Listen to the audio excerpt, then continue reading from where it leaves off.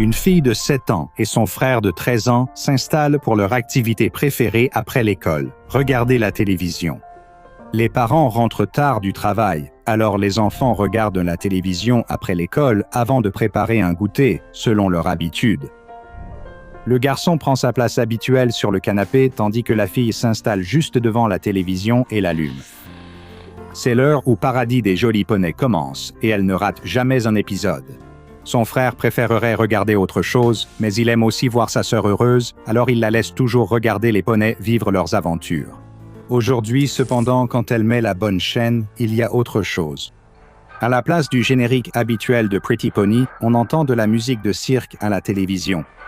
La fille regarde alors que les mots colorés « Bobble le clown » apparaissent à l'écran. « Eh, ce n'est pas Pretty Ponies », dit-elle à son frère, mais quand elle se retourne, il dort. La fille, mécontente, choisit pourtant d'essayer cette nouvelle émission. Peut-être que son émission de poney se passera ensuite, de toute façon. La musique du cirque s'arrête et un clown à l'air joyeux fait la roue à l'écran. « Bonjour les enfants », dit le clown tape à l'œil. « Vous aimez vous amuser ?» La fille aimait s'amuser. Cette nouvelle émission ne serait peut-être pas si mal. Elle regarde Bobble descendre la rue d'une petite ville américaine typique, où tout le monde semble heureux.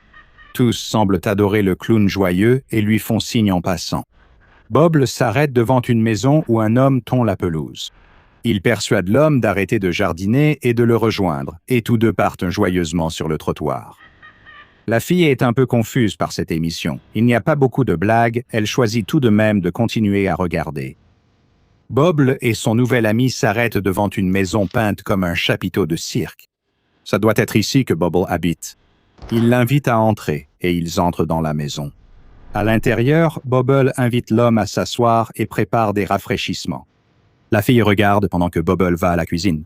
Là, il commence à aiguiser des couteaux tout en expliquant directement à la caméra la meilleure façon de préparer la viande, comment la peau doit être soigneusement retirée de la chair et comment les os doivent être conservés pour de futurs bouillons. La fille regarde avec fascination pendant que Bobble donne sa leçon spéciale. C'est peut-être une bonne émission.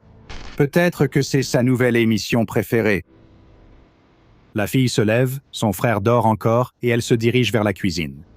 Elle tire un tiroir pour l'aider à atteindre le plan de travail où se trouve le bloc à couteau et en sort le couperet à viande. Elle le regarde briller à la lumière, fascinée par son tranchant brillant. La fille retourne au salon et monte sur le canapé à côté de son frère endormi. Elle regarde Bobble s'éloigner de sa marmite de viande rouge bouillante et regarder directement la caméra. La fille se lève et brandit le couperet à viande. Bobble s'avance vers la caméra, les yeux remplis de fascination, comme s'il pouvait voir à travers l'écran et observait la fille. Elle lève lentement le couteau au-dessus de sa tête pendant que Bobble commence à chuchoter « Allez, fais-le » en se léchant les lèvres d'impatience. La fille s'arrête une seconde, regarde encore une fois son frère endormi, puis abat le couperet.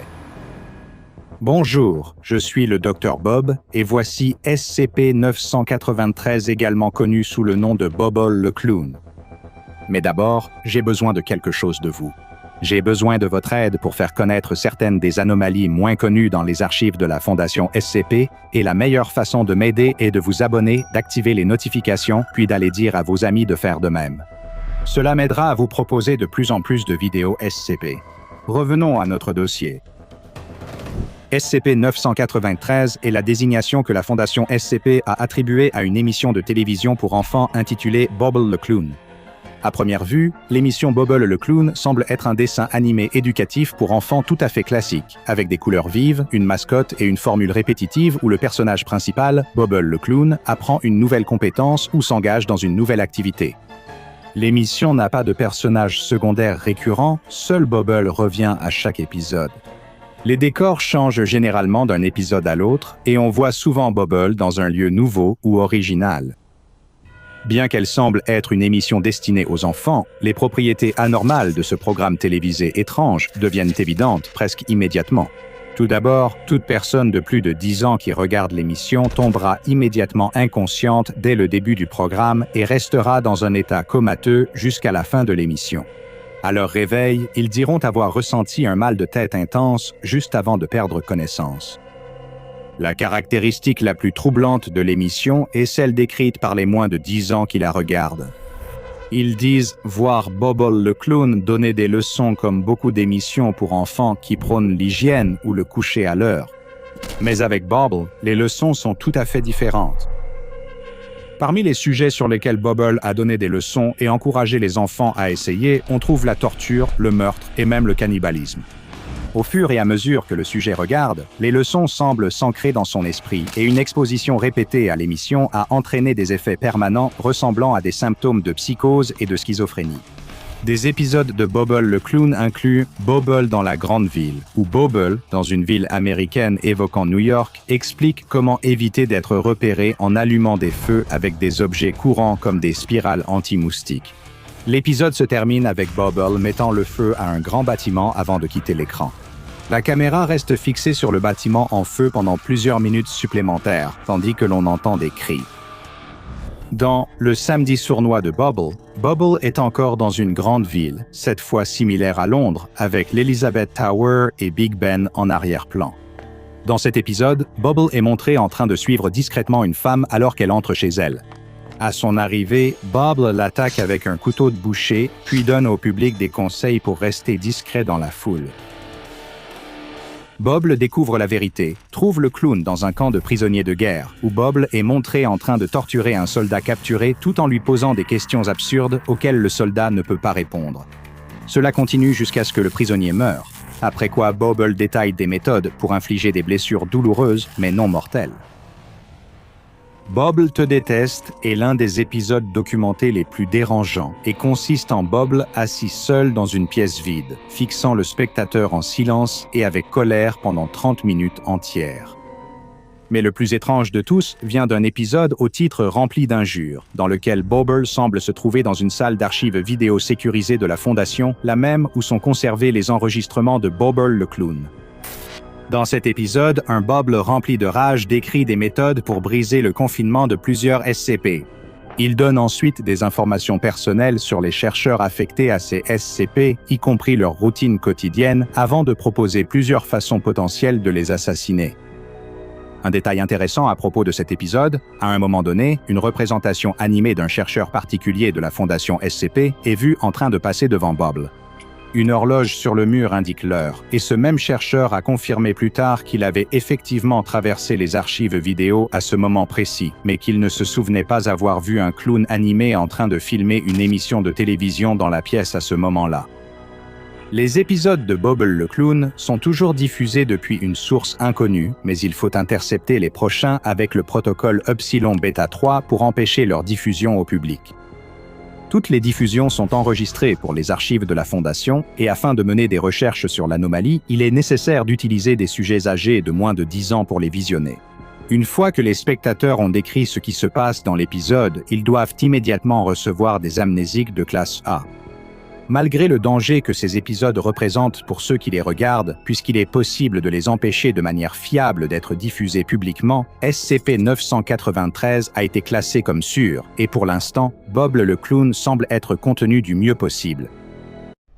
Il est tard un samedi soir à New York, 23h55 pour être précis. Un homme court vers la station de métro de la 59e rue. Il vient de finir son service au restaurant où il est serveur et se dépêche de rentrer chez lui pour voir sa petite amie. En s'approchant de la station, il remarque quelque chose d'étrange. Une barrière en bois a été placée devant l'entrée. L'homme n'avait jamais vu cela auparavant, mais il n'habite à Brooklyn que depuis peu. Tout semble normal dans cette station derrière la barrière et il est pressé. Il ne veut pas avoir à marcher plusieurs pâtés de maison jusqu'à la prochaine station, alors il saute par-dessus la barrière. Qu'est-ce qui pourrait bien arriver de pire ? Alors que l'homme marche sur le quai, il commence à douter de sa décision. Le quai est vide. Et en y repensant, il n'a vu personne dans la station, en fait. Peut-être qu'il s'est trompé. La station est peut-être fermée pour travaux. Il se retourne pour partir, mais au même moment, il entend un train. Bien. Tout est normal. Il regarde sa montre, 23h57 pile. Le train s'arrête et ses portes s'ouvrent. Il semble un peu plus vieux que les trains qu'il prend d'habitude, mais il paraît en parfait état, et il va dans la direction de chez lui. Alors il monte à bord. Comme à la station et sur le quai, il n'y a personne d'autre dans le train. Étrange. Il a déjà pris des trains presque vides, surtout le soir, même si un samedi à 7 heures, il y a habituellement quelques personnes. Il entend alors quelque chose dans la station. Il se retourne et voit quelqu'un courir sur le quai en criant « Arrêtez !» crie l'homme au gilet de l'autorité des transports en commun, laissant tomber son dîner sur le quai en courant. L'employé de la MTA est encore à plusieurs mètres quand les portes se referment soudain et que le train démarre. L'employé de la MTA crie à nouveau d'arrêter, mais il sait que cela ne sert à rien. Il regarde le train s'engager sur les rails et disparaître dans l'obscurité. Il soupire et sort un talkie-walkie qui grésille en s'allumant. « On en a perdu un autre, dit-il. « Bonjour, je suis le Dr Bob et voici le SCP-052, également connu sous le nom de train qui voyage dans le temps. » Le SCP-052 semble être un train de métro de type R4 standard de New York. Les archives officielles de la ville indiquent que le train a été construit en 1932 et mis hors service pour la ferraille en 1975. Bien qu'il ne devrait plus exister, le SCP-052 continue d'apparaître sur la voie Uptown AD, à la station de la 59e rue et de la 8e avenue exactement à 23h57 chaque samedi soir. Le train semble être en parfait état, exactement comme lorsqu'il a été construit il y a plus de 80 ans et il est identifié comme un train A. Chaque samedi, le train arrive exactement à la même heure, ouvre ses portes pour laisser monter ou descendre des passagers pendant précisément 5 minutes, puis ferme ses portes et disparaît jusqu'à la semaine suivante. D'où vient le train et où va-t-il entre ces apparitions hebdomadaires? La Fondation SCP tente de répondre à ces questions. Mais peut-être que l'aspect le plus effrayant du SCP-052, c'est qu'une fois monté à bord du train, rien ne garantit que vous pourrez un jour en descendre. Malheureusement, la majorité des sujets observés en train de monter à bord du SCP-052 n'ont plus jamais donné signe de vie. Les rares personnes qui ont été retrouvées affirment être montées à bord du train à différentes dates, allant de 1976 jusqu'à l'année 2204, ce dernier ayant déclaré qu'il pensait monter dans un train spécial pour le 300e anniversaire. À ce jour, aucun passager retrouvé n'a signalé de souvenirs ou connaissances sur leur temps passé à bord entre la montée et la descente. Tout passager aperçu en train de descendre du SCP-052 doit être immédiatement amené au site 21 pour être interrogé afin de déterminer son origine et d'évaluer s'il représente une menace pour la ligne temporelle actuelle. La Fondation a connu un grand succès en administrant des amnésiques de classe A aux passagers arrivant du passé et en les réintégrant dans la société. Mais tout passager identifié comme venant du futur doit être détenu indéfiniment afin de prévenir toute perturbation potentielle de la ligne temporelle de cette réalité. Selon l'ordre 69A1 du membre O59 du Conseil O5, il y a actuellement 26 passagers récupérés détenus sur le site 21 qui correspondent à cette description, et il n'existe pas encore de procédure permettant leur libération en toute sécurité dans la société moderne, ni de théorie viable sur la façon de les renvoyer à leur époque d'origine. Malgré les protocoles pour empêcher l'accès, certains passagers de notre époque montent encore accidentellement à bord du SCP-052 et des sujets d'autres époques continuent d'apparaître. Après les entretiens, il a été découvert que certains sujets viennent de lignes temporelles et réalités alternatives. Cela soulève la question de savoir s'il est possible que le SCP-052 apparaisse à d'autres époques et à d'autres endroits, ce qui pourrait nécessiter la mise sous confinement de sites supplémentaires. Les signalements d'activités suspectes liées à des trains imprévus sont suivis et font l'objet d'enquêtes dans le monde entier. Suite à sa découverte initiale, plusieurs tests ont été menés afin de mieux comprendre le train anormal et ce qui pourrait se passer lorsqu'il n'est plus visible. Le premier test a eu lieu le 31 mai 2009. Un agent devait juste monter dans le train. Il a fait ce qui leur a été demandé et n'ont toujours pas été retrouvés à ce jour. Un second test a eu lieu une semaine plus tard, le 6 juin. Cet agent non plus n'a jamais été retrouvé. Les rapports indiquent qu'il pourrait être revenu dans notre chronologie en 1980. À ce moment-là, il a été tué lors d'une confrontation qui a depuis été classifiée. Un troisième test a été mené la semaine suivante, le 13 juin. Une fois de plus, l'agent a reçu l'ordre de monter dans le train et il l'a fait. Cette fois, cependant, l'agent est revenu. À peine 2 semaines plus tard, le 27 juin, l'agent est redescendu du train, ses mains semblant avoir été retirées chirurgicalement.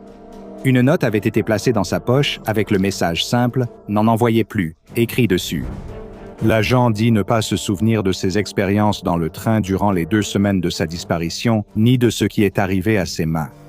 Après ce troisième test, le commandement O5 a ordonné d'arrêter d'utiliser des agents de la Fondation comme passagers du SCP-052. Les sujets de classe D, en raison de leur nature jetable en tant que criminels condamnés et détenus dans le couloir de la mort, ont été envisagés comme remplaçants potentiels des agents pour l'exploration du SCP-052, mais le risque de les relâcher dans le passé ou le futur a été jugé trop élevé. En plus de l'agent monté à bord en connaissance de cause, plusieurs passagers notables ont été retrouvés. Un cas concernait la récupération d'une femme qui était montée dans le train le 14 juillet 2012, mais qui a été retrouvée 4 ans plus tôt, le 8 mars 2008. Elle est montée dans le train en revenant du théâtre et a découvert avec surprise qu'elle avait voyagé 4 ans dans le passé. Une autre version d'elle existant lors de sa découverte, elle a été retenue pour éviter des effets temporels indésirables. Un autre sujet a été retrouvé en 2008 affirmant venir de l'année 1976. Bien qu'il n'ait eu aucun problème physique ni risque pour le flux temporel, les psychiatres de la Fondation ont recommandé sa détention indéfinie, estimant que 32 ans constituait une période trop longue pour réussir à se réintégrer dans la société. Peut-être que la récupération la plus intéressante fut celle d'un homme affirmant être un superviseur de niveau 4 de la Fédération SCP, qui est monté à bord du train en décembre 2124. Il a affirmé avoir reçu un amnésique de classe A avant d'embarquer et ne rien se rappeler avant sa récupération en 2010. Cet agent ne pouvant être relâché, le commandement O5 a autorisé le partage d'informations classifiées sur certaines anomalies, espérant obtenir des détails sur les procédures de confinement possibles. Parce que SCP-052 s'est jusqu'à présent avéré impossible à arrêter ou à retirer du réseau du métro de New York, il a été classé Euclide.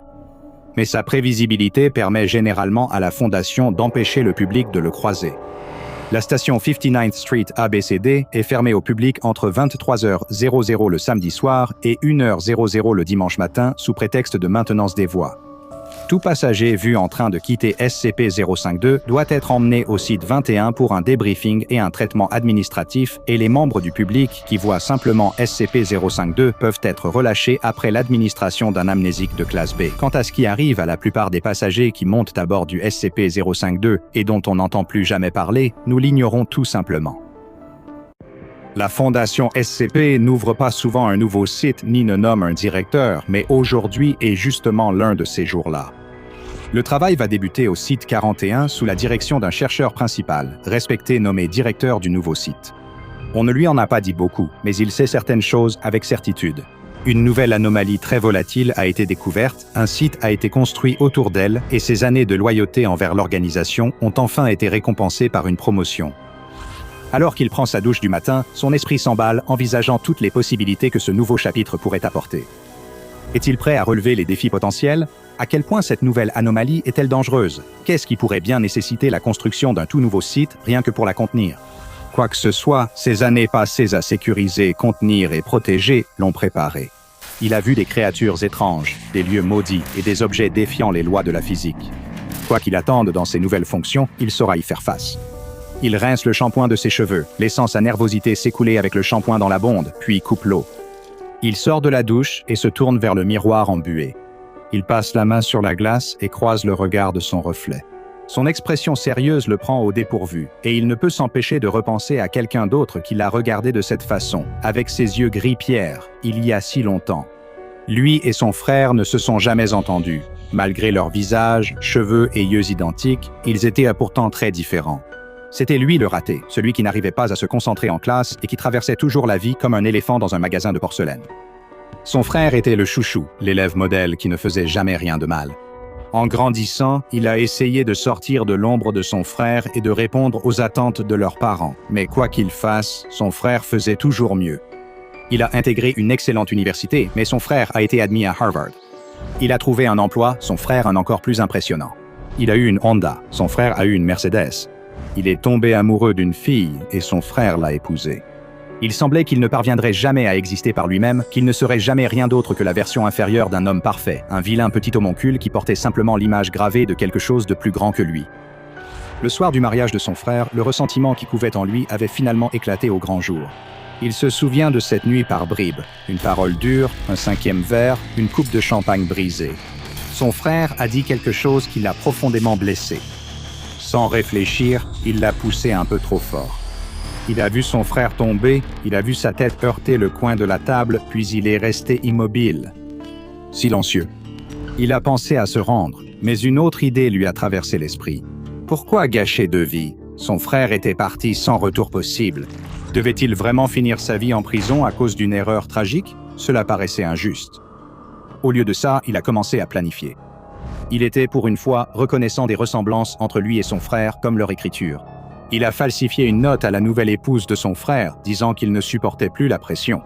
Il fuyait vers l'Europe pour commencer une nouvelle vie sous un nouveau nom, quittant tous ses anciens liens. Puis il a mis le corps de son frère, celui qui lui ressemblait tant, dans une valise. Il a conduit dans les bois jusqu'à un endroit où il s'était déjà perdu enfant. Il l'a enterré si profondément que personne ne le retrouverait. Il n'oublierait jamais ce qu'il a ressenti cette nuit-là, travaillant dans la forêt, le visage couvert de larmes, frappant la terre jusqu'à creuser un trou où déposer le coffre contenant le corps mutilé de son frère.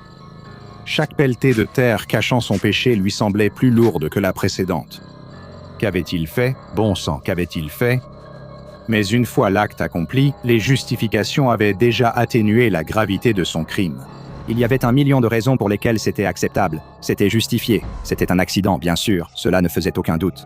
Son frère ne l'avait-il pas un peu cherché, à lui mettre sa vie parfaite sous le nez pendant toutes ces années? Qui était désormais ce pauvre tas de viande sans valeur? L'équilibre était rétabli. Personne ne saurait jamais ce qu'il avait fait. Personne sauf lui, dans ces moments où il voyait son frère dans le miroir, lui rappelant sa plus grande honte, peu importe à quel point il essayait d'oublier. Mais ce moment est depuis longtemps révolu. Il est de retour dans le présent maintenant, se ressaisissant en s'aspergeant le visage d'eau froide. Il chasse ses souvenirs et s'habille pour partir travailler. À son arrivée, il est choqué par ce qu'il voit. C'est un château, grand et imposant, même si les années ne lui ont pas vraiment été favorables. La Fondation n'a pas bâti cette structure, bien qu'elle y soit désormais installée. Absorbé par ses souvenirs, il a pris du retard et n'a pas encore consulté ses documents. En tant que directeur de site, un léger retard a-t-il vraiment de l'importance? Tu es le patron, le grand chef. La fête ne commence pas tant que tu n'es pas là. Rien que d'y penser suffit à lui gonfler la poitrine de fierté. Il devra demander à quelqu'un de le mettre au courant, un subordonné enthousiaste qui ne rechignera pas à lui expliquer les bases du nouveau site et ce qu'ils sont venus étudier ici. Un jeune assistant-chercheur, plein d'énergie, s'approche rapidement de lui avec un porte-bloc. Elle n'a pas travaillé ici longtemps. Il y a encore de la lumière dans ses yeux. Il pense « Ce que tu verras ici éteindra vite cette lueur, ma chère ». L'assistante chercheuse le mène dans le château, dont l'intérieur a été remplacé par une technologie moderne et élégante. Un escalier en pierre a cédé la place à des ascenseurs, les bustes en marbre à des caméras et moniteurs de sécurité. Ils prennent un ascenseur et l'assistante sélectionne l'étage le plus bas. Ils descendent profondément dans les entrailles du château, au cœur de la bête. Avec un ding, les portes s'ouvrent et ils sortent. L'air ici-bas a une odeur particulière, moisie et terne, avec une pointe métallique âcre de sang séché. Le long du mur, il peut voir une rangée de cellules de prison, 8 pour être précis, toutes bien fermées. Elles sont rouillées, anciennes et présentes depuis longtemps. La Fondation n'a pas installé ces cellules ici. Bien sûr, il réalise, avec un sentiment de malaise qu'il ne peut pas vraiment expliquer, que ces cellules elles-mêmes doivent être l'anomalie dont il est chargé de superviser le confinement. Il aurait dû lire le dossier avant et ne pas se laisser distraire. Et il saurait dans quoi il s'engage. « Nous y voilà », lance l'assistant, surprenant l'homme. Il avait presque oublié qu'elle se tenait à côté de lui. « Voulez-vous que je vous fasse visiter ?» Elle ne fera pas long feu ici avec une attitude aussi enjouée, pense-t-il, mais il hoche la tête. Elle avance devant lui, consultant son porte-bloc au fur et à mesure. Voici la première cellule. Comme vous pouvez le voir, elles sont toutes actuellement inactives. Nous effectuerons quelques tests plus tard et vous aurez, je l'espère, l'occasion de les voir en action. C'est vraiment impressionnant. Elle continue de marcher vers la deuxième cellule. Il existe de nombreuses applications potentielles pour cette anomalie qui, une fois comprise, pourrait être extrêmement prometteuse. Il l'écoute à moitié en la suivant. Près de la troisième cellule, l'assistante le regarde. « J'ai hâte de travailler avec vous, monsieur. On m'a dit beaucoup de bien de vous. » Il s'apprête à balayer les compliments avec fausse humilité lorsqu'un bruit le surprend. Un frottement de métal contre métal, le grincement d'une porte longtemps inutilisée. La troisième cellule s'ouvre toute seule. L'assistante consulte ses notes, pâlissant. « Ça ne devrait pas arriver. Ça ne devrait pas se produire. » balbutie-t-elle. Mais il n'entend presque rien. Il fixe, fasciné, l'obscurité à l'intérieur. Un cliquetis résonne, comme des chaînes traînées sur un sol de pierre. Que va-t-on libérer de cette prison? il se prépare, se souvenant de toutes les fois où il a déjà frôlé la mort. Rien n'aurait pu le préparer à ce qui finit par apparaître. Une paire de fers en fer, attachés à des chaînes, jaillit de l'ombre, fonçant droit sur lui. Un fer se referme brusquement sur ses poignets, le métal froid serrant assez fort pour couper la circulation et s'enfonçant dans sa peau. Puis, une force invisible à l'autre extrémité des chaînes commence à tirer. Il se débat, les fers lui entaillant la peau, tandis que l'assistant crie à l'aide, mais ses efforts restent vains. Quoi que ce soit qui veuille l'attirer plus près, quoi que ce soit qui essaye de l'enfermer, c'est bien plus fort que lui. Les chaînes le tirent à l'intérieur de la cellule et la porte se referme derrière lui dans un fracas. Il croit apercevoir son frère en train de rire, juste un instant. Puis, il disparaît, ne laissant derrière lui qu'une cellule vide et un assistant traumatisé. Parfois, les péchés du passé reviennent vous hanter, et malheureusement pour cet homme en particulier, il n'y a pas de prescription quand il s'agit du SCP-567 ou du donjon. Si le surnom ne suffit pas, le donjon n'est vraiment pas un lieu où vous voudriez être enfermé. Le SCP-567 est une série de 8 cellules situées sous le site 41 de la Fondation. Chaque cellule porte un numéro attribué, de SCP-567-1 à SCP-567-8. La plupart du temps, les cellules sont inactives et semblables à des cellules de prison ordinaires. Cependant, lorsqu'une personne que l'une des cellules considère comme coupable d'une infraction spécifique s'approche, les propriétés anormales de SCP-567 deviennent parfaitement évidentes. Chaque cellule punit un acte horrible spécifique. SCP-567-1 vise ceux qui ont commis un vol. La cellule 2 sanctionne la violence sexuelle, les cellules 3 et 4 sanctionnent différents types de meurtres et la 5 l'adultère. Les cellules 6 et 7, j'ai bien peur de ne pas pouvoir distinguer ce qui est écrit. Quelqu'un semble avoir délibérément gratté le texte dans le dossier. Quant à SCP-567-8, on ignore toujours quelle faute il choisit de punir et il ne s'est jamais activé depuis que la Fondation en a connaissance. Toutes les autres cellules sont complètement vides, mais la cellule 567-8 contient une seule chaise en bois antique, placée au centre de la pièce et clouée au sol. La raison de cette chaise reste inconnue.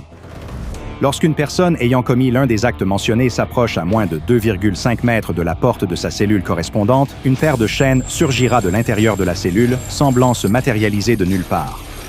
Les chaînes s'attacheront au poignet et tireront la personne à l'intérieur. La porte se refermera et se verrouillera, puis le prisonnier et les chaînes disparaîtront. De nombreux chercheurs ont comparé cette anomalie, tant dans sa fonction que dans sa méthodologie, à SCP-1002 ou démiseur et à SCP-2701 ou isolement total, dont j'ai déjà longuement parlé auparavant. Depuis la première capture de SCP-567 par la Fondation, seuls 2 prisonniers ont jamais réapparu après leur enlèvement. 68 heures après avoir été placés pour la première fois à l'intérieur de SCP-567-3, D-903-912 s'est échappé et a été retrouvé effondré au sol juste à l'extérieur du site 41. Il est mort quelques instants seulement après sa réapparition, avant qu'une quelconque intervention médicale ne puisse avoir lieu. L'autopsie a montré de graves blessures, lacérations, hémorragie interne et brûlures aux poignets et chevilles. Le deuxième sujet à être revenu était D-9-137-122 qui a été retrouvé 157 mois après avoir été enfermé dans SCP-567-6. Malgré un traumatisme crânien, des doigts manquants et des brûlures similaires aux poignets et chevilles, ce sujet était bien plus énergique et a tenté d'attaquer le personnel de la Fondation l'ayant retrouvé. Maîtrisée par plusieurs gardes, elle a été attachée et interrogée par un agent anonyme.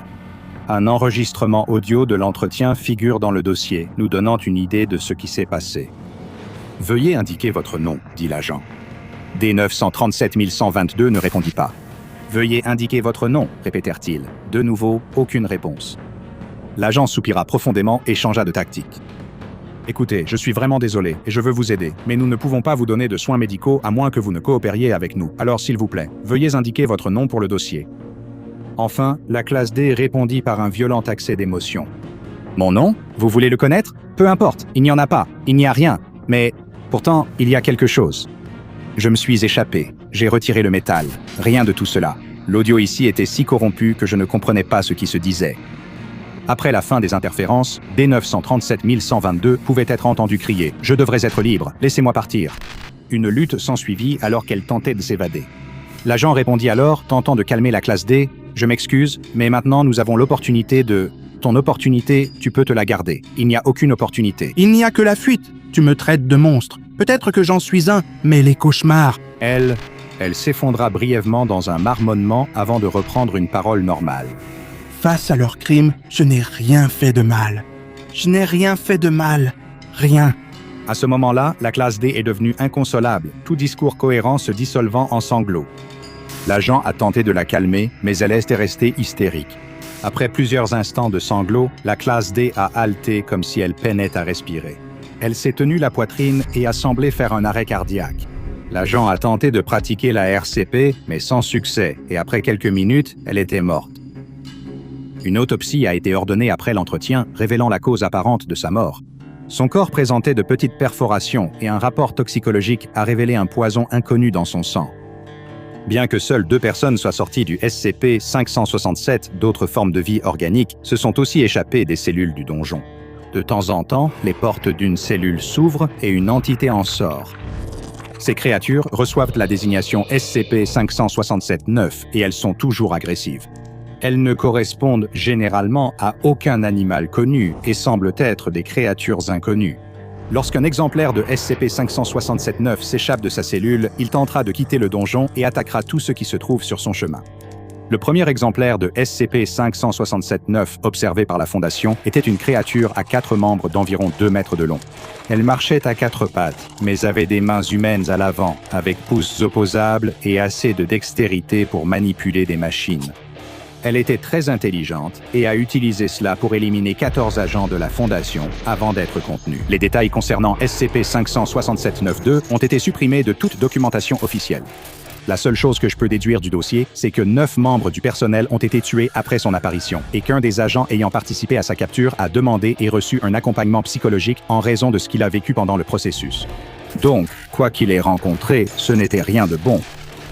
Lors d'une série de tests de routine avec SCP-567-4 alors que la porte de la cellule était ouverte, une instance de SCP-567-9 est apparue, attaquant et tuant le chercheur qui dirigeait les tests. L'entité n'a pas été contenue, mais après cette victime, elle a été attirée de nouveau vers sa cellule d'origine. À ce moment, la cellule a déployé ses chaînes et la créature a été tirée dedans. La dernière apparition de SCP-567-9 s'est produite lorsque la porte de SCP-567-7 s'est ouverte et refermée spontanément. Les images de vidéosurveillance l'ont montré, mais aucun agent de sécurité n'a vu quoi que ce soit sortir de la cellule. 2 semaines plus tard, un agent affecté au cachot a été retrouvé mort chez lui dans son lit. Les circonstances de sa mort étaient pratiquement identiques à celles attribuées à SCP-966, l'espèce cauchemardesque de créature connue sous le nom de tueur du sommeil dont j'ai déjà parlé ici sur la chaîne. Lorsque l'entité évadée a été retrouvée sur le site 41, elle ressemblait à un exemplaire de SCP-966 avec seulement quelques variations. Elle a été confinée et les caméras sur le site ont été renforcées pour anticiper d'autres anomalies similaires. Malgré de nombreux détails manquants, notamment sur l'apparence de la créature sortie des cellules, j'ai pu en déduire une chose. Où que le SCP-567 transporte ceux qu'il juge coupables, c'est une prison pour des monstres de toutes les espèces. Les humains ne sont pas les seuls qu'il souhaite tenir responsables de leurs crimes. En découvrant le cachot et les tests réalisés, une question assez morbide m'est venue à l'esprit. Que se passerait-il pour un sujet de test coupable de plus d'un crime ? Quelle cellule les réclamerait ? Eh bien, heureusement pour ma curiosité, et malheureusement pour lui, un sujet de classe D l'a découvert. D, 834 200, a été utilisé comme sujet de test humain lors des premières études sur SCP-567. Il a été placé devant SCP-567, 6 et 7. Presque instantanément, les cellules s'ouvrirent brusquement et les chaînes jaillirent pour l'attraper. Son poignet et sa cheville gauche ont été attrapés par la cellule 6 et son poignet et sa cheville droit ont été piégés par la cellule 7. Ensuite, il a été tiré dans les 2 cellules. Eh bien, une partie de lui seulement du moins. Comment puis-je expliquer au mieux son sort sans causer trop de détresse ? Avez-vous déjà tenu un bréchet de poulet dans votre main lors d'un dîner de famille pendant que votre frère, sœur ou cousin tenait l'autre côté et que vous tiriez tous les deux jusqu'à ce qu'il se casse ? C'était un peu comme ça. Le site 41 de la Fondation SCP a été établi dans le château abandonné qui contient le SCP-567 afin d'empêcher tout civil de tomber dessus. L'entrée du donjon est maintenue scellée en permanence et les portes de chacune des cellules sont surveillées par vidéosurveillance. Si une porte est ouverte sans autorisation, la force d'intervention Delta 9, également connue sous le nom de Axe, sera déployée pour contenir l'instance résultante de SCP-567-9. Si, pour une raison quelconque, il ne peut pas être contenu, la force d'intervention est autorisée à procéder à la neutralisation. Pour éviter toute perte de personnel, les candidats à la force d'intervention Delta 9 doivent avoir un casier vierge, n'avoir commis aucun crime, montrer un fort engagement envers la loi et prouver leur loyauté au contrat social et au respect d'autrui. Une boussole morale solide est essentielle pour travailler près de SCP-567 afin d'éviter de devenir une victime de plus sur sa liste de pénitents torturés. La Fondation a rencontré au fil des années de nombreuses anomalies potentiellement dangereuses pour elle. SCP-567 ne fait pas exception. De nombreux agents de la Fondation ont commis des actes terribles pour le bien commun. Ils ont menti, volé et même tué afin de protéger et de contenir les secrets enfermés dans des dossiers et derrière des murs lourdement gardés. Il faut faire preuve d'une grande prudence lorsqu'on s'occupe du donjon, peu importe à quel point une personne pense que ses péchés passés sont justifiés. Après tout, il n'y a aucune chance de plaider son innocence, lorsque la prison même qui s'apprête à vous enfermer fait aussi office de juge, de jury et de bourreau. Comme vous pouvez le voir clairement, cela bouleverse totalement toute notre compréhension de notre place dans l'univers, déclare l'astronome alors qu'il expose avec enthousiasme son argumentation à un panel de conseillers âgés et supposément érudits. Mes observations ne laissent aucun doute. Tout ce que nous pensions auparavant être la vérité absolue est faux. Le panel de conseillers murmure et se penche pour chuchoter les uns aux autres. L'astronome n'entend pas leurs paroles, mais la passion et la joie qu'il éprouvait en présentant ses découvertes à l'Assemblée s'effacent vite de son visage. Il peut voir les hommes articuler les mots non et mensonge tout en faisant des gestes désapprobateurs. Comment cela était-il possible? N'avait-il pas compris ce qu'il montrait? Peut-être n'a-t-il pas expliqué clairement pour qu'ils comprennent. Le voilà, le plus grand scientifique de son époque, présentant des faits concrets appuyés par des observations rigoureuses, et voici leur réaction. Le groupe de conseillers achève sa délibération et se tait. Le conseiller en chef s'éclaircit la gorge, tous attendent qu'il parle. Savant royal, ce comité a examiné vos découvertes et écouté vos théories. Le conseiller ne peut s'empêcher de ricaner à ce mot et a décidé que les idées que vous présentez ne sont pas seulement incorrectes, mais dangereuses. L'astronome n'en croit pas ses oreilles. Ce conseil, agissant sous l'autorité du roi, vous a accusé du crime d'hérésie. L'astronome, choqué, s'avance vers le conseil pour plaider, mais deux gardes l'arrêtent en le saisissant par les bras. « Arrêtez! Arrêtez! Je suis un homme de science, je vous ai seulement dit la vérité. » Mais personne ne semble ému par ces appels. Le jury regarde l'astronome se faire traîner hors de la salle, se débattant et donnant des coups de pied tout en continuant d'affirmer son innocence. Les cris résonnent dans le cachot tandis que le bourreau tourne une nouvelle fois la manivelle du chevalet, étirant encore un peu plus le corps de l'astronome. Il n'a aucune idée depuis combien de temps cela dure. Des heures? Des jours? La douleur a été atroce et sans fin. Il ferme les yeux, essayant d'échapper à la torture en se réfugiant dans son esprit, mais il reçoit une gifle au visage et est ramené à la réalité de sa situation. Devant lui se tient le conseiller en chef, le même qui l'a condamné à ce traitement inhumain. Tu peux mettre fin à tout cela quand tu le souhaites. Il te suffit de revenir sur tes déclarations et d'admettre que tu t'es trompé, et tout cela sera terminé. L'astronome ne sait pas si « terminé » signifie qu'ils le libéreront ou qu'ils le tueront pour abréger sa souffrance. Mais cela n'avait pas d'importance de savoir quelle était la bonne réponse. Il ne pouvait pas mentir. L'astronome connaissait la vérité et aucune souffrance, quelle que soit son intensité ou sa durée, ne changerait ce qu'il savait. Déçu par la ténacité de l'astronome, le conseiller fait signe au bourreau, qui tourne de nouveau la roue du chevalet, étirant le corps de l'astronome jusqu'à ce qu'il ait l'impression que ses os vont sortir de leurs articulations. « Rétracte-toi » hurle le conseiller, répétant le mot encore et encore, sa voix montant à mesure que les cris de l'astronome s'intensifient sous la douleur provoquée par le bourreau qui tourne le chevalet de plus en plus. L'astronome ferme de nouveau les yeux. Il est certain que sa fin approche et qu'il mourra avec le grand secret qu'il a découvert sans avoir pu le partager avec le monde. Mais soudain, l'astronome note que la pièce s'est tue. Le conseiller ne crie plus et le bourreau a cessé de faire fonctionner la machine. L'astronome ouvre les yeux et aperçoit le conseiller et le bourreau profondément inclinés.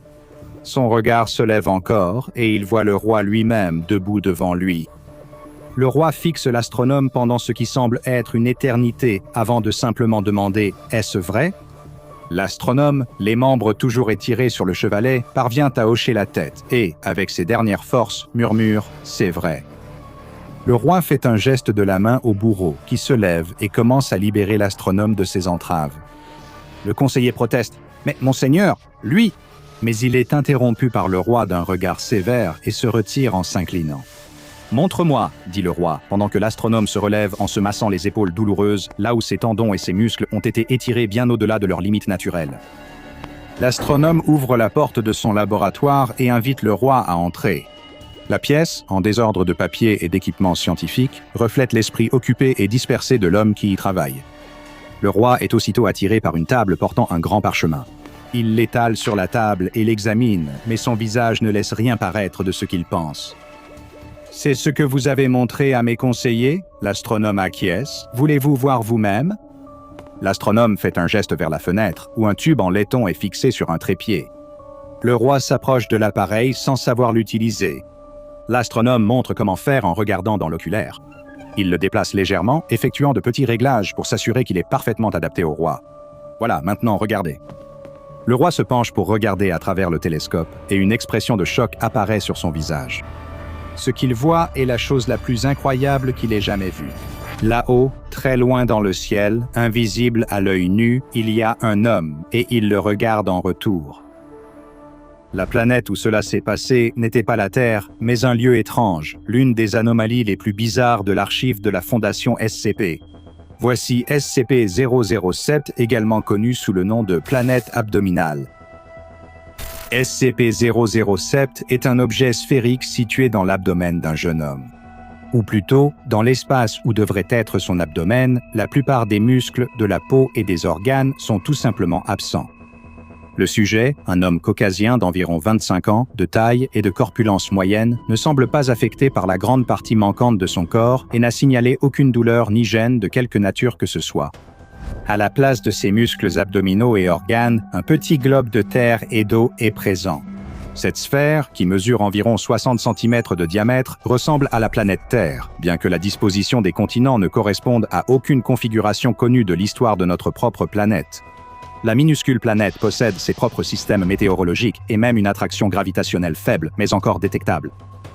Peut-être l'aspect le plus fascinant du SCP-007 est-il qu'il semble être habité. Des organismes microscopiques, équivalents à l'échelle humaine sur Terre, ont été observés à la surface de la planète.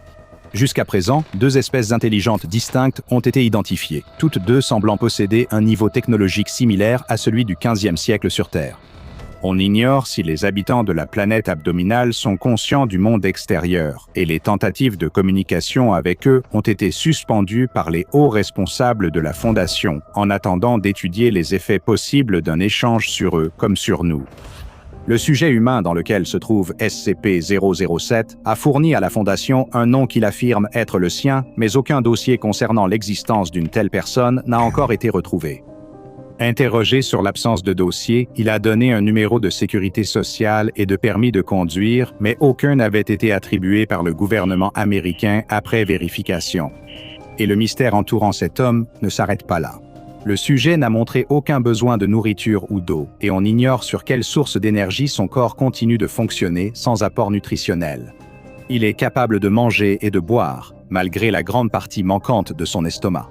On ignore toujours ce qu'il advient des substances après leur ingestion. L'homme a une intelligence supérieure à la moyenne et a obtenu un score de 128 à un test de QI. Il semble aussi amical et sympathique, n'exprimant qu'une curiosité passagère au sujet de la planète située dans son abdomen et de la façon dont elle s'y est retrouvée.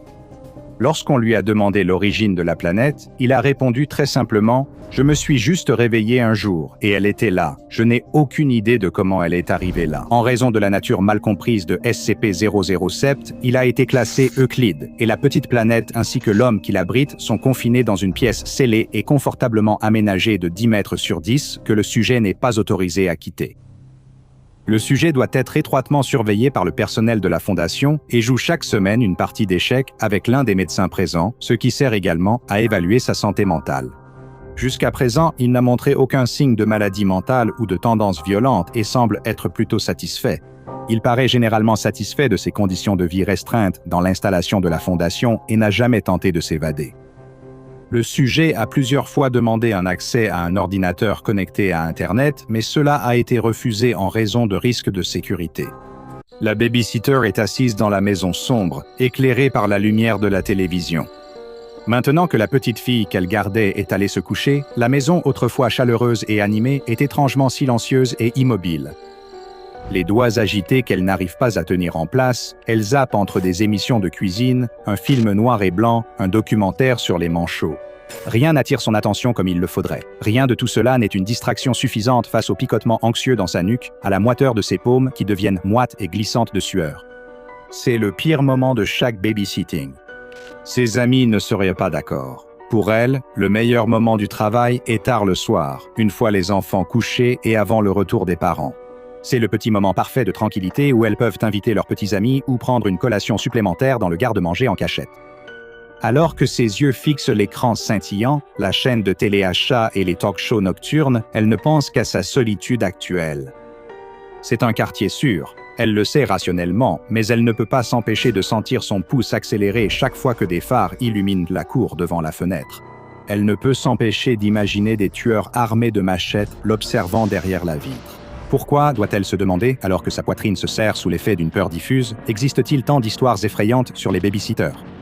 C'est toujours la babysitter qui reçoit un appel d'un inconnu menaçant qui dit d'une voix grave et rauque « As-tu vérifié les enfants ?» La babysitter observe toute la nuit une inquiétante statue de clown dans un coin de la pièce jusqu'à ce qu'elle appelle la famille pour leur poser une question à son sujet et entende « Nous n'avons pas de statue de clown ». C'est inévitable. Des tueurs masqués armés et des fous évadés jusqu'aux voix douces d'enfants fantomatiques et au rire dément du démon dans le placard ou sous le lit, attendant une nouvelle proie. Dans une histoire d'horreur, la babysitter est toujours une cible. Elle frissonne, se rappelant que ce sont juste des histoires de feu de camp. Ce n'est pas parce qu'une babysitter est une cible facile pour un tueur fictif que quelque chose de mauvais va lui arriver ici ce soir.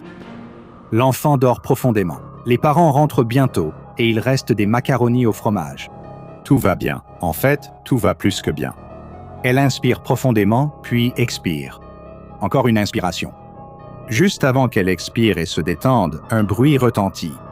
Un bruissement à la porte d'entrée. Elle se tend, retenant son souffle. Peut-être qu'un raton laveur fouille dans les poubelles. Peut-être que ce n'est que le vent. Mais ensuite, elle l'entend. C'est indéniable et glaçant. Le bruit de pas qui font les 100 pas dehors. Elle serre si fort le bras du canapé que ses jointures blanchissent, refusant de bouger. Devrait-elle allumer la lumière? Non, elle ne peut pas. Sinon, ils sauront que quelqu'un est à la maison. Quiconque rôde actuellement devant la porte d'entrée choisit délibérément de ne pas frapper, et elle ne veut pas qu'ils sachent qu'elle est là. Soudain, une pensée lui traverse l'esprit et lui noue l'estomac. A-t-elle pensé à verrouiller la porte? Le grincement du métal manque de lui arracher un cri, mais elle se couvre la bouche à temps. La fente à courrier de la porte d'entrée s'ouvre. Un petit objet passe et tombe au sol avec un léger bruit sourd. Puis, aussi vite qu'ils sont venus, elle entend les pas partir et se retrouve seule dans le noir. Elle attend, attend et attend, mais il n'y a pas d'autre bruit.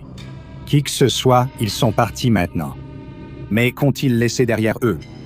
La babysitter s'approche à pas de loup de la porte où elle trouve l'étrange colis posé sur le sol. C'est un petit boîtier en plastique contenant un seul DVD sans inscription. Elle le retourne, cherchant la moindre inscription pour savoir ce que ça pouvait être, mais il n'y a rien dessus. Elle ignorait pourquoi elle s'était approchée de la télévision, avait inséré le disque dans le lecteur DVD et s'était assise pour regarder ce qu'il contenait. C'était peut-être une curiosité morbide ou ce désir obsédant et dévorant de se distraire. Quoi qu'il en soit, elle a pris la télécommande, a appuyé sur lecture et s'est préparée à ce qui pourrait arriver ensuite. L'écran s'anime avec l'image d'une jeune femme en robe blanche courte et en talons hauts, courant dans un couloir étroit. Sa bouche est grande ouverte, son visage déformé par un cri glaçant, mais aucun son ne sort de la télévision. La babysitter pointe la télécommande vers la télévision et monte le volume, mais rien ne sort des haut-parleurs, juste le silence. D'une certaine façon, sans le son, le cri paraît encore plus terrifiant. Il est figé, peu naturel. Tandis que la femme à la télévision s'enfuit, une silhouette sombre la poursuit en tournant à l'angle. La babysitter laisse échapper un hoquet involontaire en voyant la silhouette s'avancer dans le champ. La chose qui la poursuit est une poupée géante, 3 fois plus grande que la femme en blanc. Elle porte sa robe, un vêtement criard en dentelle à manches bouffantes et longue jupe rembourrée. La poupée ne devrait pas pouvoir bouger comme elle le fait. Tout en elle donne l'impression qu'elle était censée rester immobile. Ses bras raides en bois, ses doigts écartés et figés, son sourire figé et insipide, ses yeux perçants et inexpressifs qui transperçaient le dos de sa victime.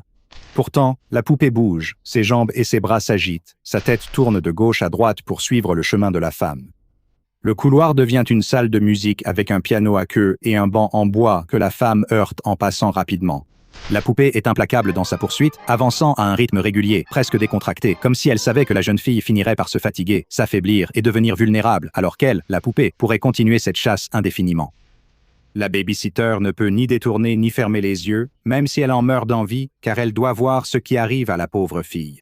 À quoi ressemblera ce visage sans émotion quand la poupée attrapera sa proie? Elle regarde pendant un moment. Elle ne sait pas vraiment combien de temps. Puis, l'écran devient noir. La babysitter soupire, prête à éjecter le DVD et à le jeter à la poubelle. Mais ensuite, il reprend vie. La voilà, la femme en blanc, allongée maintenant sur le sol, en un amas informe et immobile. La caméra parcourt son corps, de ses pieds, remontant le long de ses jambes pliées à des angles étranges, passant par ses bras brisés et enfin jusqu'à son visage. Là, ses petits yeux noirs vous fixent depuis l'écran. La tête de la femme a disparu, remplacée par celle de la poupée. Puis l'écran redevient noir. C'est fini. La babysitter porte une main à son visage et sent de l'humidité sur ses joues. Quand a-t-elle commencé à pleurer? Elle ne savait pas, mais maintenant elle ne pouvait plus s'arrêter. Tout cela était tellement horrible. Des gens pourchassés par des poupées géantes, tués par des poupées ou transformés en poupées. Elle sent que sa capacité à distinguer le réel, la chair et le sang de la porcelaine froide et cruelle s'affaiblit. Elle tente de calmer son cœur, de se souvenir d'une chanson apaisante de sa mère, mais ces souvenirs lui paraissent flous, comme un rêve presque oublié. « Allô ?» Une voix douce tire la babysitter de ses pensées. Là, sur les escaliers, se tient la petite fille qu'elle est censée surveiller, vêtue de son pyjama rose à motif de lapin et serrant sa poupée préférée contre elle. J'ai fait un mauvais rêve. La babysitter regarde la fillette puis la poupée dans sa main. Les deux avaient les mêmes grands yeux bleus, les mêmes boucles parfaites, les mêmes joues roses, la même brillance presque artificielle de la peau, la même façon de marcher et de parler. Pourquoi ne l'avait-elle pas vue plus tôt? « Ça va, je suis là, dit-elle. Tu veux un verre d'eau ?» La fille hoche la tête. La babysitter aurait juré que la poupée aussi. Que pouvait-elle faire? Dire quelque chose? Non, ça ne marcherait pas. La fille était trop jeune pour comprendre. Elle devrait trouver un autre moyen. Elle se dirige vers la cuisine, et alors qu'elle ouvre le robinet pour remplir un verre d'eau, ses yeux tombent sur le billot de boucher, sur le couperet, qui attend là comme s'il se portait volontaire. Elle enroule sa main autour du manche et retourne au salon.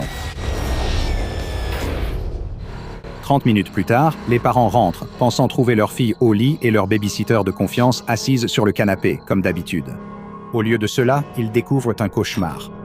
Ils allument les lumières et découvrent des éclaboussures de sang sur leur tapis blanc, une épaisse traînée rouge de sang et de viscères menant dans le couloir. Ils sentent une odeur métallique de pourriture digne d'une boucherie. En arrivant à la cuisine, ils ne peuvent que crier.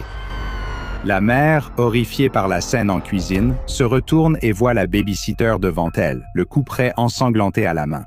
Son expression est empreinte de chagrin, profonde et douloureuse. « Qu'as-tu fait ?» La mère crie pendant que son mari, pâle, reste choqué à ses côtés. « Je ne voulais pas, mais c'était la seule façon. » La babysitter essuie les larmes de ses yeux, étalant du sang sur sa joue ce faisant. « Tu ne vois pas ?» Elle regarde le couple dans l'attente d'une réaction, mais ils ne peuvent pas dire un mot. S'ils ouvrent la bouche à nouveau, ils savent qu'ils vont vomir. « Je devais vous montrer la vérité, » insiste la babysitter. Elle n'était pas réelle de toute façon. J'ai dû la démonter, mais je peux la remonter. C'était une poupée, un jouet. Tout comme moi. Elle les regarde, ses yeux larmoyants traversés d'une lueur sauvage. Elle se lève lentement et fait un pas vers le couple, son expression marquée par une détermination sombre. Le regard de quelqu'un qui n'assume pas le sang qu'il va verser, mais s'apprête à le faire. Les parents tentent de fuir, mais il était déjà trop tard. Elle était déjà sur eux et leva le couperet, la lame brillant d'un éclat menaçant dans la faible lumière. Tout comme toi. Cette famille malheureuse, leur fille disparue et une babysitter équilibrée devenue meurtrière n'étaient pas les premières ni les dernières victimes de ce DVD étrange.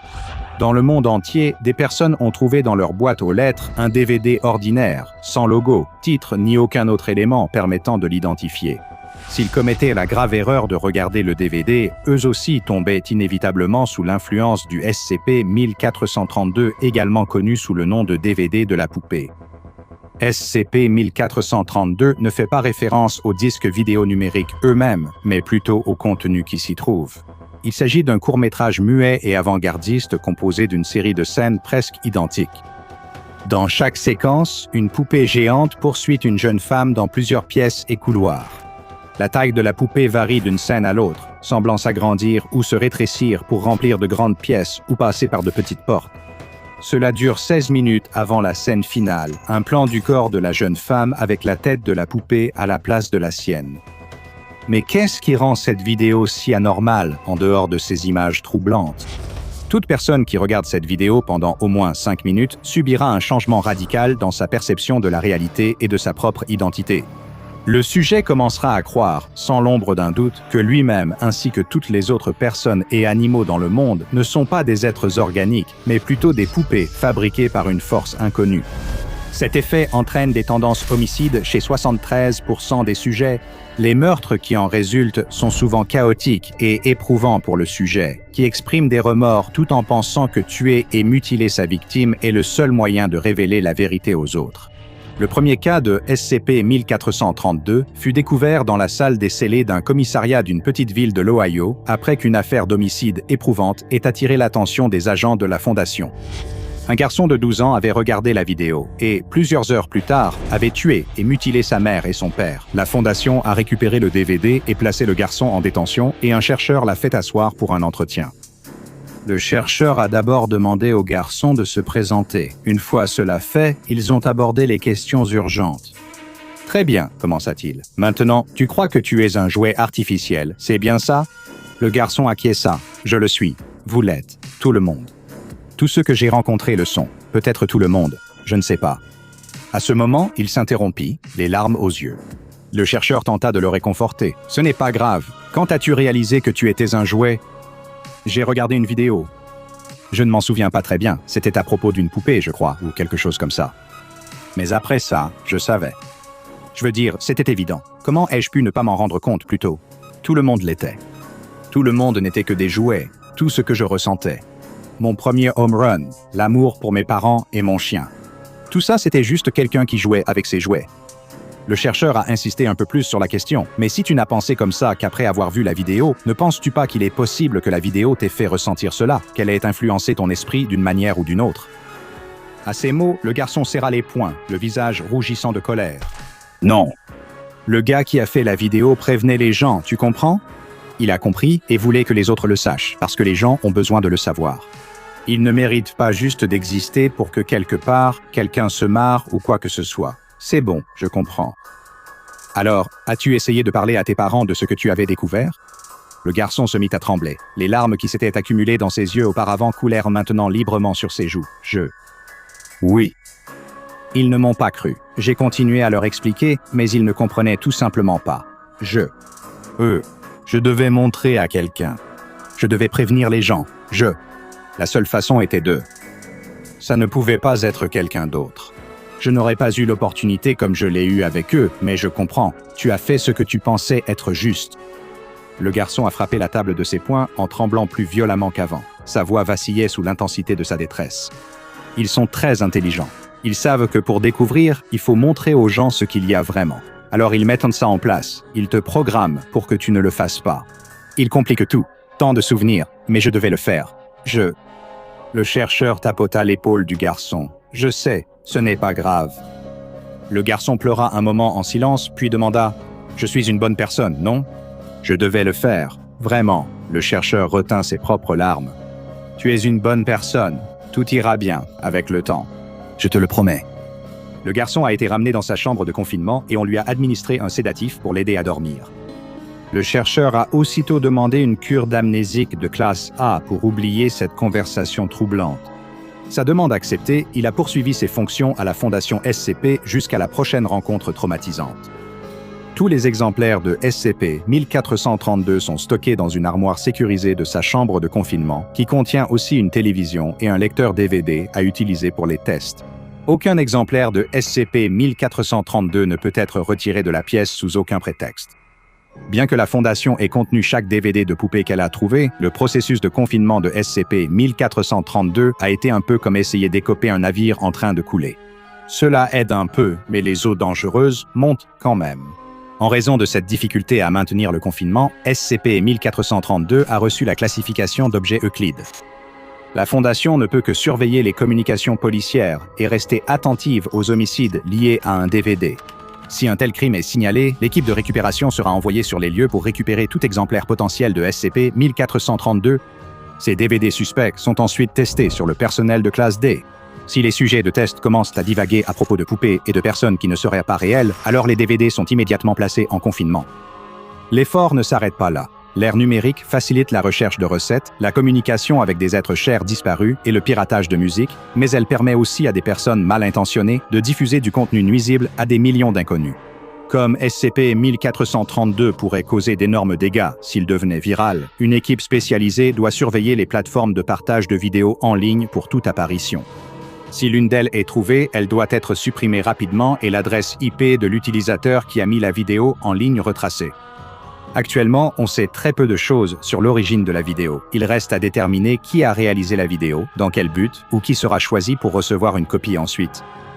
Il existe certaines forces dans ce monde avec lesquelles il ne faut pas jouer, alors méfiez-vous de tout DVD mystérieux qui serait glissé dans votre boîte aux lettres. Le mieux est de le jeter immédiatement. Ne l'apportez pas dans la maison, n'allumez pas votre lecteur DVD et surtout, n'appuyez pas sur lecture. Si vous le faites, ce sera peut-être la dernière chose que vous verrez. Un enfant dort paisiblement dans son lit, rêvant du matin de Noël. Ce qu'ils n'entendent pas pendant qu'ils dorment, c'est le bruit de SCP-4666 qui se glisse dans leur chambre. SCP-4666 observe l'enfant pendant un instant avant de plonger la main dans un grand sac. Bonjour, je suis Dr Bob et voici SCP-4666, également connu sous le nom de l'homme de Yule. On pense que SCP-4666 est une seule entité humanoïde, mais qui est vivante depuis une période incroyablement longue. Ceux qui sont entrés en contact avec SCP-4666 et ont survécu pour raconter leur histoire le décrivent comme étant très grand, mesurant entre 2 et 2,3 mètres. Il semble également être très âgé et très maigre. Il apparaît toujours sans vêtements, même lorsque la température est en dessous de 0 et qu'il ferait beaucoup trop froid pour qu'un humain normal puisse survivre.